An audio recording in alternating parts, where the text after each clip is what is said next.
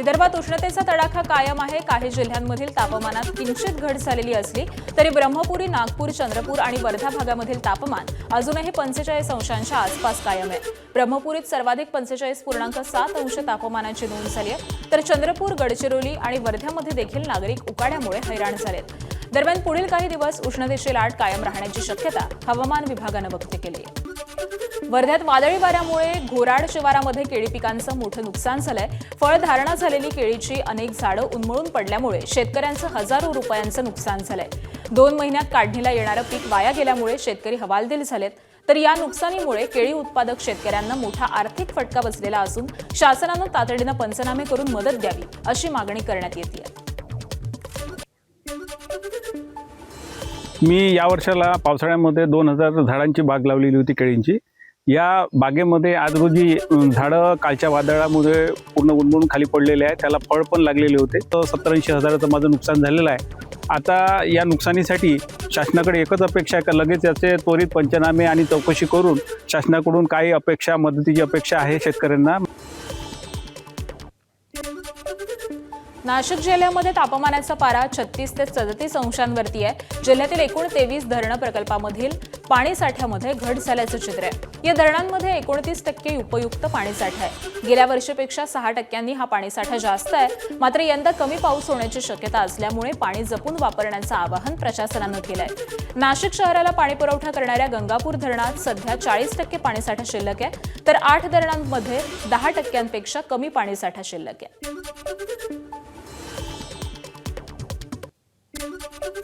Gas, petrol आणि डिझेलच्या सातत्यानं होणाऱ्या दरवाढीच्या निषेधार्थ वसई विरार शहर जिल्हा काँग्रेस कमिटीनं महागाई हटाव या घोषणेसह जाहीर आंदोलन पुकारलं। वाढत्या इंधनामुळे सर्वसामान्यांचं बजेट कोलमडल्याचा आरोप काँग्रेसनं केलेला असून या आंदोलनामध्ये पदाधिकारी, कार्यकर्ते आणि नागरिकांनी मोठ्या संख्येनं सहभागी व्हावं असं आवाहन करण्यात आलंय। नवी मुंबईतील नेरूळ परिसरामध्ये इंधन दरवाढीच्या विरोधात नवी मुंबई जिल्हा काँग्रेसतर्फे निषेध आंदोलन करण्यात आलं। पेट्रोल पंपावरती झालेल्या या आंदोलनात रोजच्या इंधन दरवाढीमुळे जीवनावश्यक वस्तूंच्या किमती वाढत असल्याचा आरोप करण्यात आलाय। केंद्र सरकार आणि पंतप्रधान नरेंद्र मोदी यांच्यावरती या परिस्थितीसाठी जबाबदार असल्याचं सांगत कार्यकर्त्यांनी जोरदार घोषणाबाजी केली।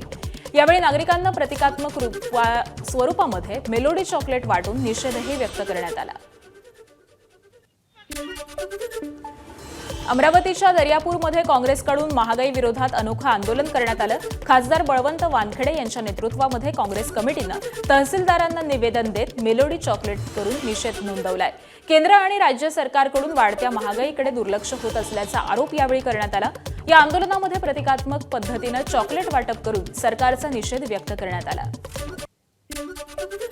सांगलीच्या जतमध्ये मेलोडी चॉकलेट वाटत काँग्रेसनं आंदोलन केलंय। पेट्रोल, डिझेल, गॅस दरवाढ आणि तुटवड्याचा काँग्रेसनं निषेध केलाय।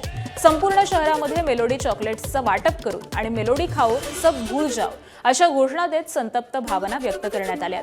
यावेळी भाजपचा आणि पंतप्रधान नरेंद्र मोदी यांच्या पसरलेल्या परराष्ट्र धोरणाविरुद्ध संतापही व्यक्त करण्यात आला। पेट्रोल आणि डिझेलच्या दरवाढीच्या निषेधार्थ भंडाऱ्यामध्ये काँग्रेसच्या वतीनं आंदोलन करण्यात आलं। काँग्रेसचे नवनियुक्त जिल्हाध्यक्ष मुकुंद साखरकर यांच्या नेतृत्वामध्ये जिल्हाधिकारी कार्यालयासमोर मोर्चा काढण्यात आला। यावेळी काँग्रेस पदाधिकाऱ्यांनी केंद्र सरकार विरोधामध्ये प्रचंड घोषणाबाजी केली। यावेळी मोठ्या प्रमाणावरती काँग्रेस कार्यकर्ते आणि पदाधिकारी उपस्थित होते।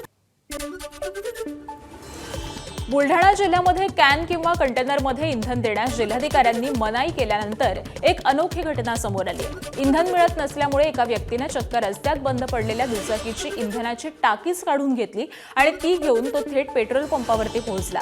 खामगावातील हा प्रकार असून त्याचा व्हिडिओ सध्या सोशल मीडियावरती मोठ्या प्रमाणात व्हायरल होतोय। आमदार प्रमोद जठार यांनी मुंबईच्या महापौर रितू तावडे यांची भेट घेतली आहे। कोकणातील महिलांच्या आर्थिक सक्षमीकरणासाठी ही बैठक झाल्याची माहिती आहे। कोकणातील महिला बचत गटांना मुंबईमध्ये व्यवसाय आणि स्टॉल्स उपलब्ध करून देण्यासाठी चर्चा झाल्याची माहिती जठार यांनी दिली आहे।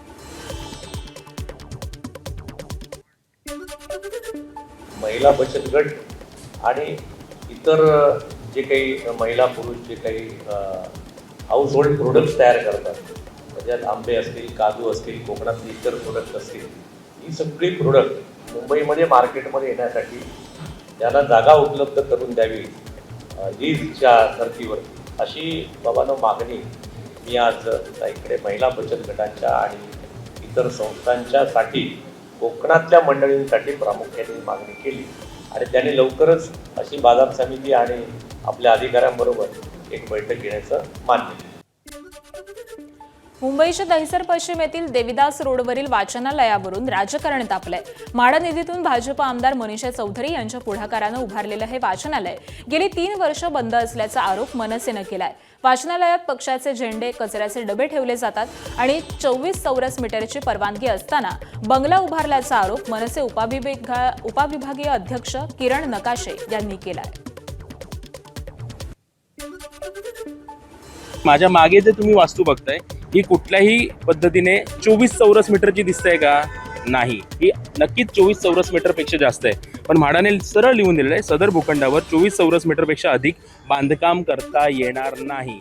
मग म्हाडाचा हा जो नियम आहे हा पायदळी तुडवत सन्माननीय आमदार मनीषाताई चौधरी यांनी हा जो काय मोठा बंगला बांधलाय हा मुंबई महानगरपालिकेला का दिसत नाहीये? हा म्हाडाला का दिसत नाहीये? आज गेली 2 वर्ष हा असाच्या असं उभा आहे. बरं ते सोडा, तुम्ही बांधलं, इल्लीगल बांधकाम केलं, ते तोडत नाहीये, कदाचित तुमचे काय लागेबंदी असतील, पण हे वाचनालय लोकांसाठी सुद्धा उघडं होत नाहीये. मीरा भाईंदर शहरामध्ये एका मराठी महिलेला घर नाकारल्याच्या प्रकरणाची परिवहन मंत्री प्रताप सरनाईक यांनी गंभीर दखल घेतली आहे. भाईंदर पश्चिम परिसरामध्ये चहा आणि नाश्ता सेंटर चालवणाऱ्या रवीना शिंदे यांना त्या मराठी असल्याच्या कारणावरून घर देण्यास नकार देण्यात आल्याचा आरोप आहे. या घटनेची माहिती मिळताच मंत्री सरनाईक यांनी रवीना शिंदे यांच्या स्टॉलला भेट देऊन सगळा प्रकार समजून घेतला. त्यानंतर संबंधित घरमालकाला घटनास्थळी बोलावून कठोर शब्दामध्ये समज देण्यात आली. तर या प्रकरणात पोलिसात गुन्हा दाखल करण्याचे निर्देश देण्यात आल्याचंही त्यांनी सांगितलंय. जब तक प्रताप सरनाईक शहर का विधायक है, आप एक भी कंप्लेंट मुझे आई कि हम घर ईंट को बेचेंगे नहीं क्योंकि ये मराठी है, तो हम एक ईंट भी उसको रचने नहीं देंगे. उसका काम खुद मैं जाके साइट पे रुकवाऊंगा क्योंकि ये खिलाफ है, कानून के खिलाफ. ऐसा काम अगर कोई करता रहेगा तो राज्य का मंत्री होने के नाते और शहर का विधायक होने के नाते मैं बिल्कुल ये सहन नहीं करूंगा. मैं आपके माध्यम से सभी डेवलपर और खासकर जो मराठी लोगों को घर नहीं देते उनको यही कहना चाहता हूँ कि अगर ऐसी गलती आप बार बार करते रहोगे तो हमें कानून का आधार देते हुए आपके कानूनी कार्रवाई करनी पड़ेगी. कल्याण डोंबिवलीमधल्या फेरीवाल्यांविरोधात कारवाईचा बडगा उगारला जात असताना कल्याण डोंबिवलीच्या महापौर हर्षाली थविल चौधरी हे चक्क फेरीवाल्यांकडून खरेदी करत असतानाची दृश्य एबीपी माझाच्या कॅमेऱ्यानं टिपली आहेत. याविषयी महापौरांना प्रश्न विचारला असता ओळख न दाखवता त्या बाजूला महिलांशी संवाद साधत उभ्या राहिल्या. कल्याण डोंबिवलीच्या महापौर या स्वतःच आपल्यासोबत असलेल्या महिलांसह फेरीवाल्यांकडून खरेदी करत असतील. सर्वसामान्यांनी कोणाचा आदर्श बाळगायचा असा सवाल विचारण्यात येतोय. ठाणे रेल्वे स्टेशन जवळच्या एसटी डेपोच्या दुरावस्थेवरून ठाकरे गट आक्रमक झालाय. माजी खासदार राजन विचारे यांनी डेपोची पाहणी करत एसटी व्यवस्थापकांना धारेवरती धरलं. बसायला जागा नाही, छत नाही, पिण्याच्या पाण्याची वानवा आहे, पंख्यांचा तुटवडा, दुर्गंधीयुक्त शौचालय, पैसे उकळले जातात या ठिकाणी, तर असा आरोप विचारे यांनी केलाय. डेपो आवारामध्ये दारूच्या बाटल्यांचा सडा पडल्याचंही समोर आलंय. ठाण्याला 2 मंत्री, त्यातमध्ये परिवहन मंत्री आहेत. त्यांना टेस्ला गाडीसाठी वेळ आहे पण एसटीसाठी नाही. भूखंड बिल्डरांच्या घशात घालण्याचं काम सुरू आहे अशी टीका विचारे यांनी केली आहे. 15 दिवसामध्ये सुधारणा न झाल्यास शिवसेना स्टाईल तीव्र आंदोलनाचा इशाराही ठाकरे गटानं दिलाय. मंत्रतंत्रानं कॅन्सरसह दुर्धर आजार बरे करण्याचा दावा करणाऱ्या संगमनेरमधील भोंदू राजेंद्र गडगे याला 42 दिवसानंतर अखेर संगमनेर सत्र न्यायालयानं जामीन मंजूर केलाय.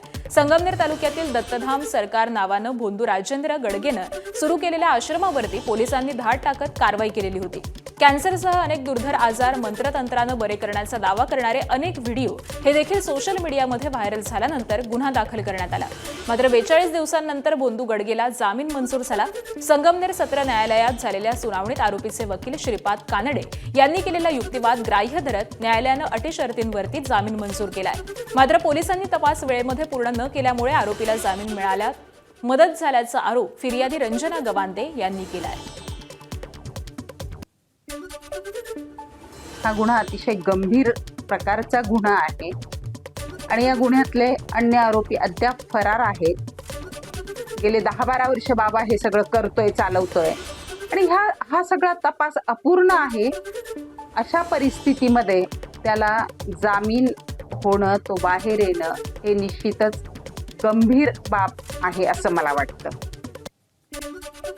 मुंबईच्या पायधुणी परिसरात एक धक्कादायक प्रकार समोर आलाय. या घटनेमध्ये एका महिलेच्या प्रसूतीवेळी झालेल्या शस्त्रक्रियेदरम्यान वापरलेलं कापड डॉक्टर त्या महिलेच्या पोटातच विसरल्याचा आरोप तिच्या कुटुंबियांकडून करण्यात आलाय.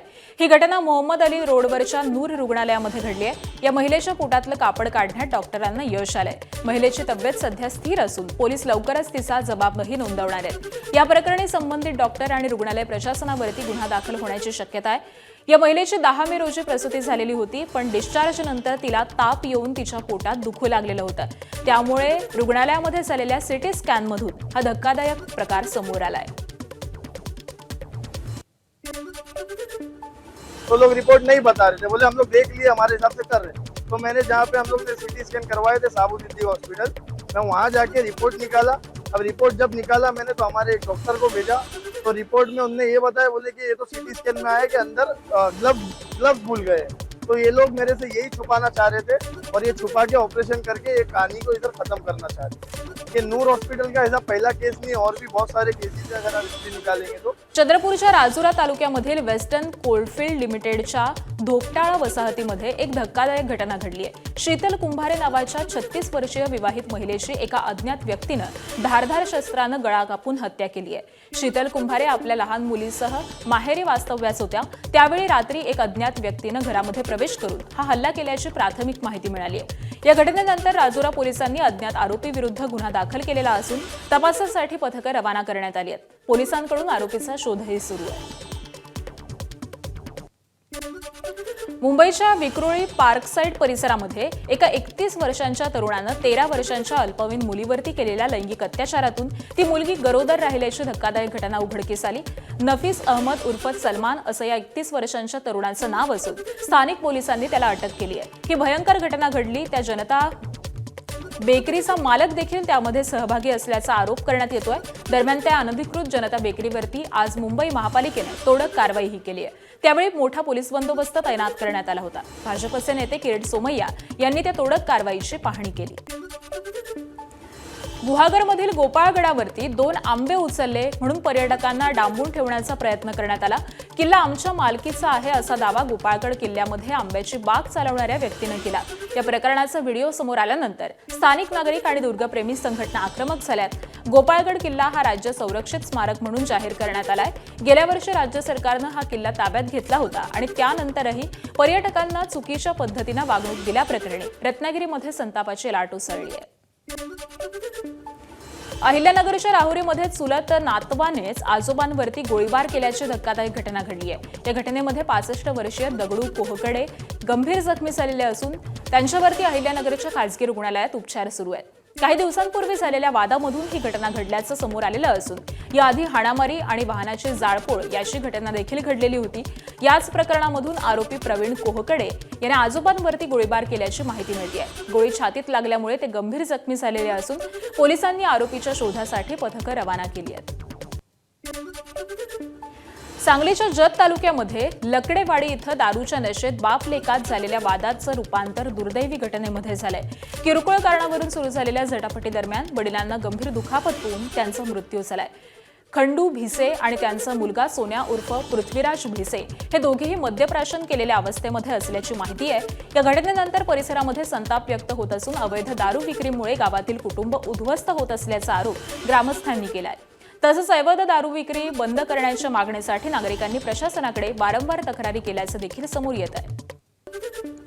वसईमध्ये न्यायाधीशांच्या पत्नीची ऑनलाईन फसवणूक झाल्याची धक्कादायक घटना समोर आली आहे. सायबर भामट्यांनी न्यायाधीशांना पत्नीला 1,82,000चा गंडा घातलेला आहे. तर संबंधित महिला या बांधकाम व्यवसायाशी संबंधित आहे. 15 मे रोजी त्यांच्या फोनवरती अनोळखी नंबरवरून व्हॉट्सअप कॉल आला. समोरील व्यक्तीनं अधिकृत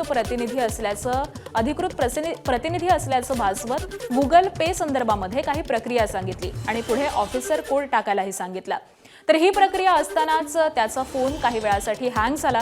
त्यानंतर आरोपींनी OTP विचारला आणि त्यांच्या बँकेच्या खात्यामधून रक्कम ट्रान्सफर केली. या प्रकरणी माणिकपूर पोलीस ठाण्यामध्ये तक्रार करण्यात आली आहे. ABP माझा, उघडा डोळे बघा नीट.